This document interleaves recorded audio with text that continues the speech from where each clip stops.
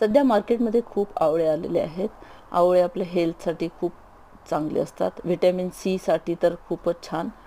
तर असे हे आवळे मी कुकरमध्ये शिजवून घेतले आणि बघा किती सुंदर त्याच्या पाकळ्या बाजूला होत आहेत आणि त्यातून पूर्ण बिया बाजूला काढून ठेवणे आणि त्याच्यावर नंतर लाल मिरची पावडर आणि काळं मीठ टाकायचं. कुणाला हवी असेल तर आपण मिक्सरमधून पावडर केलेली साखर पण टाकू शकतो. नाही टाकली तरी काही फरक नाही पडणार आणि ह्याची टेस्ट एवढी लाजवाब की खरंच आपल्या तोंडाला पाणी सुटेल अशा प्रकारची ही आवळकंठी बनलेली आहे.